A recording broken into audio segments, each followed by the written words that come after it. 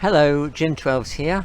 This is my first video of 2023. Today it's the 30th of January and I'm here on the coast just west in the Kurnell National Park, south of Sydney, south of the airport. In fact, just south of the entrance into Botany Bay. And behind me you can see the Pacific Ocean, and in that direction is the entrance to Botany Bay, where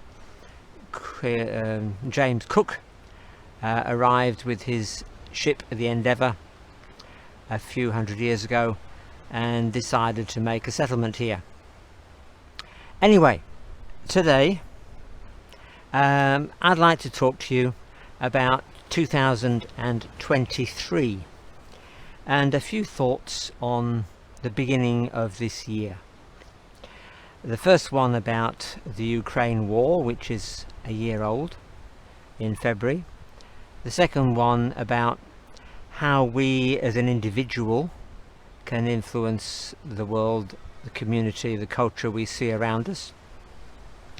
And thirdly, about the increasing division in our culture, in our society.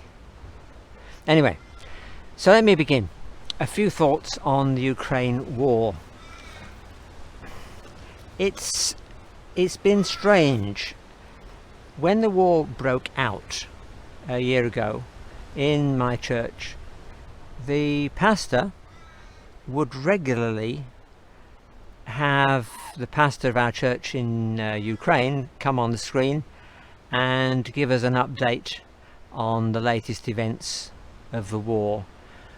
We would have updates on the refugee crisis and the fact that thousands were pouring westward into Poland for security, while the men folk stayed behind and were conscripted. For months now, we've heard nothing in our church about the Ukraine war. That's my first point. The second is, I think I've become increasingly aware that the news that the vast majority of Australians receive about the war is from the Ukrainian, the UN side. We rarely hear anything about the war from the Ukrainian side. Now, to me, that should throw up a red flag and say, okay, we're hearing the story from the front, one side. Is that side the correct view? So, like many of us, I suspect, we've trawled around the internet to try to find alternative perspectives. And it's really hard to work out whether we're hearing propaganda from the Russian side or propaganda from the UN side, and what is actually happening on the ground. A few weeks ago, maybe days, I'm not sure, I read an article on the Daily Declaration, part of the Canberra Declaration, a website I write for periodically. And this article in there was of a lady who was interviewing some refugees from Russia, a father and a son, who'd got out because if they stayed they would have been conscripted. It was a harrowing story. I would say it was a must read for me, because it gave an insight into the Ukrainian story from a Russian's perspective. So I commend that to you, Canberra Declaration.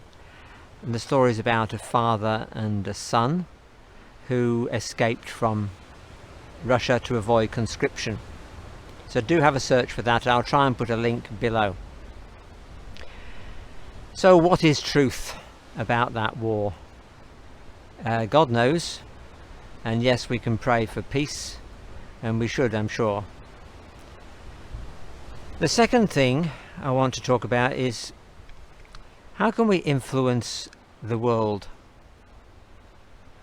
I really think that we should consciously seek to influence the world.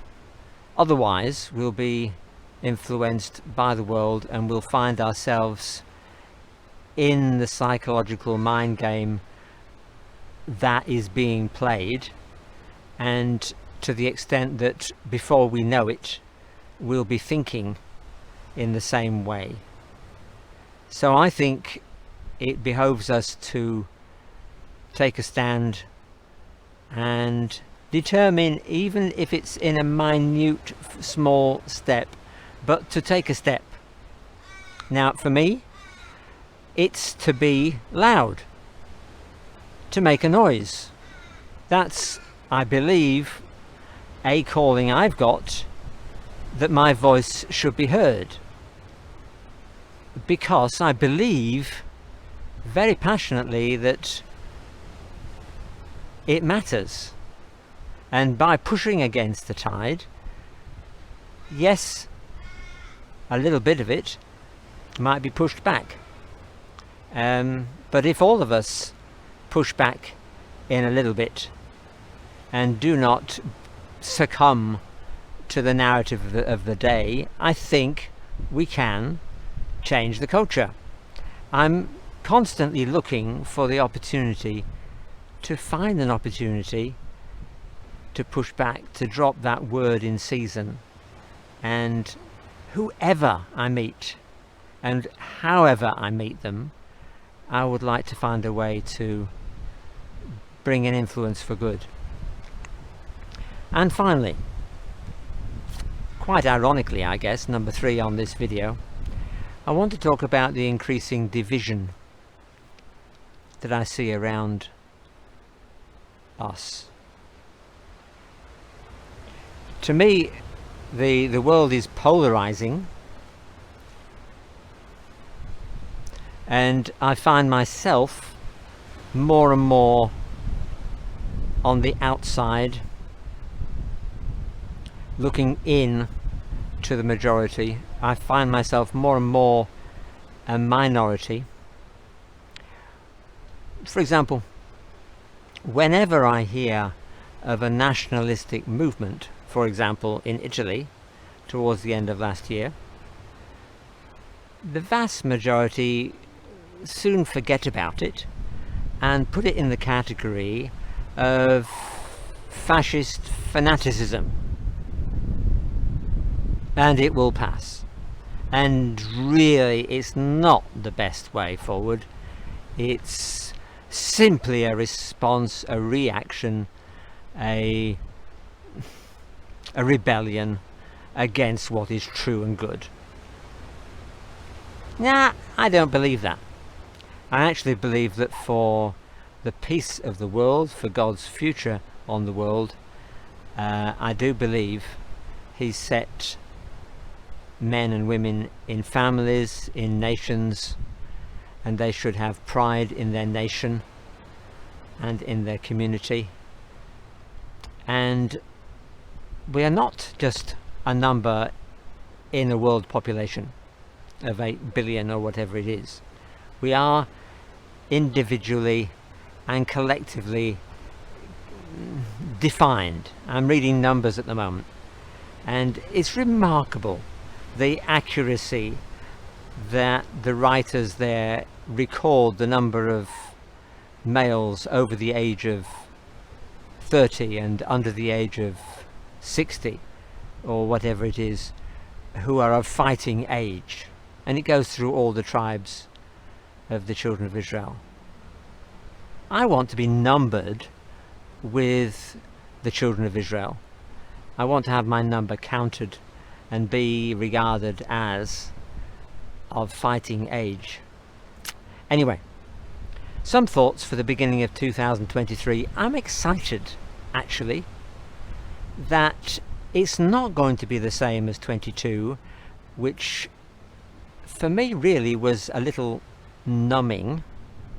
I really didn't know which way to look or go, whereas I think for me, I'm more on the offensive, I guess you could say. I'm more on the attack. We shall see. We shall see what 23 brings. But I'm excited. And today is pretty warm, upper 20s, humid, and a very pleasant breeze. Bye now from the national park just south of the airport in Sydney. God bless. Bye for now.